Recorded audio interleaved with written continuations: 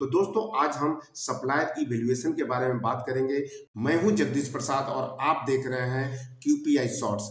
आज के सेशन में हम जानेंगे कि सप्लायर इवैल्यूएशन किसे कहते हैं और सप्लायर इवैल्यूएशन हमें कब करना चाहिए, किस कंडीशन में करना चाहिए, सप्लायर इवैल्यूएशन करने के लिए क्या क्या स्टेप होनी चाहिए, सप्लायर इवैल्यूएशन क्या होता है।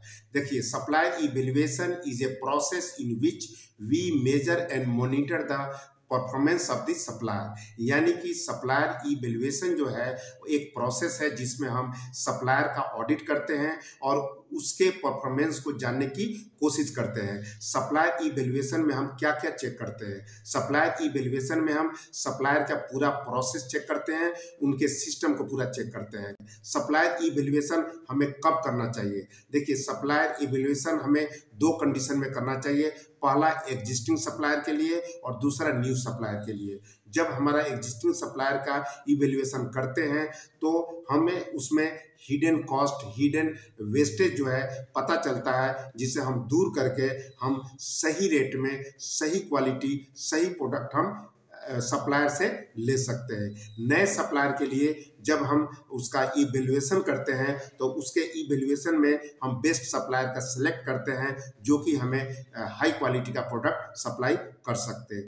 आइए अब हम बात करते हैं कि नए सप्लायर का इवैल्यूएशन यानी नए सप्लायर का सिलेक्शन हम कैसे करते हैं। देखिए, कुछ स्टेप्स करके हम नए सप्लायर का इवैल्यूएशन कर सकते हैं। सबसे पहले हमें अपने ऑर्गेनाइजेशन का नीड्स एंड एक्सपेक्टेशन हम जानने की कोशिश करते हैं और हमारा जो ऑर्गेनाइजेशन में क्या बनता है और क्या नेचर ऑफ वर्क है इसके बारे में जानते हैं, क्योंकि यही चीज जा करके अब उस सप्लायर के पास चेक करना है। दूसरा स्टेप लेते हैं कि सप्लायर का असेसमेंट चेक शीट बनाते हैं, यानी कि ऑडिट चेक शीट बनाते हैं और उस चेक शीट में हमारा जो भी नीड एंड एक्सपेक्टेशन है, जो भी रिक्वायरमेंट है, हम उसमें कवर करते हैं। देखिए, चेक पॉइंट जो है ऑर्गेनाइजेशन टू ऑर्गेनाइजेशन वेरी कर सकता है, नेचर ऑफ वर्क का के चलते वेरी कर सकता है, लेकिन जो हमने इंडस्ट्री में देखा है, जो ऑटोमोटिव सेक्टर में यूज किया जाता है, वह उसमें 10 पॉइंट जरूर होता है, जो कि 10 पॉइंट जो है सी से स्टार्ट होता है। इसे आप सही ढंग से याद भी कर सकते हैं। ये 10 पॉइंट क्या क्या होता है, आइए देखिए। पहला होता है कॉम्पिटेंसी, दूसरा है कैपेबिलिटी, तीसरा है कंसिस्टेंसी, चौथा है कंट्रोल ऑफ प्रोसेस, पांचवा है कॉस्ट जिसे हम प्राइस भी कहते हैं, और 6 कहते हैं commitment to quality and delivery, और 7वां है कैश, और 8वां है क्लीनिंग एंड ऑर्गेनाइजिंग, और आपका 9th है कल्चर एंड रिलेशनशिप, और 10th है कम्युनिकेशन। यानी ये 10 पॉइंट आपके चेक लिस्ट में जरूर होना चाहिए। यदि आप ऑटोमोटिव सेक्टर में काम करते हैं तो उसमें जो IATF 16949 का स्टैंडर्ड है 2016 का, उसमें आप क्लाउज नंबर 8.4.1.2 आप देखेंगे, उसमें यह डिफाइन किया गया है कि आप किसी सप्लायर का सिलेक्शन करने जा रहे हैं तो क्या क्या प्रोसेस होनी चाहिए सिलेक्शन करने का, तो आप उसको भी आप अपने चेक शीट में इंक्लूड कर सकते हैं। ऑडिट कंप्लीट होने के बाद आप सप्लायर का स्कोरिंग कीजिए और उसका ग्रेडिंग कीजिए और इस तरह से आप अपने सप्लायर का सिलेक्शन कर सकते हैं।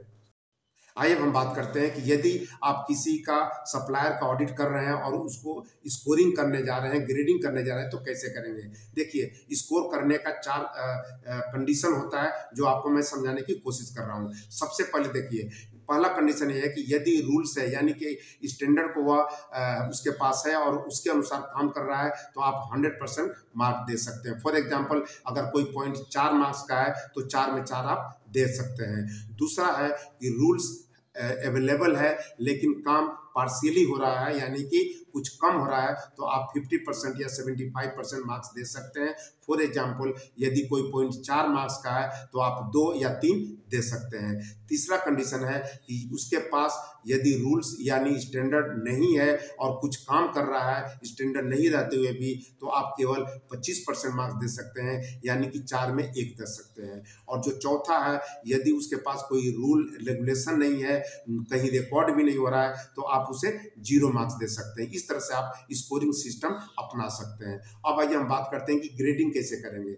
देखिए, यदि मार्क्स जो है स्कोर जो है वह 80% से ज़्यादा आ रहा है तो आप उसे ए ग्रेड में रख सकते हैं। 70 से 80 हो रहा है तो बी में रख सकते हैं। 60 से 70 अगर स्कोरिंग है तो सी में रख सकते हैं, और 60 से कम है तो आप डी में रख सकते हैं। इस तरह से आप ग्रेडिंग कर सकते हैं। फाइनली जो भी एनसी पॉइंट निकलता है उस एनसी पॉइंट को क्लोज करा करके बेस्ट सप्लायर सिलेक्ट कर सकते हैं और उसे आप अप्रूवल दे सकते हैं। तो दोस्तों, यह वीडियो आपको कैसा लगा आप कमेंट बॉक्स में लिख के जरूर बताएं। यदि आपको यह वीडियो पसंद आता है तो आप इसे लाइक करें, नए हैं तो सब्सक्राइब करके बेल आइकन जरूर दबाएं, जिससे कि इस तरह से अगर वीडियो में आपको अपलोड करूं तो सबसे पहले नोटिफिकेशन मिले। तो नेक्स्ट वीडियो तक आप सभी से फिर मिलता हूं। Thank you so much.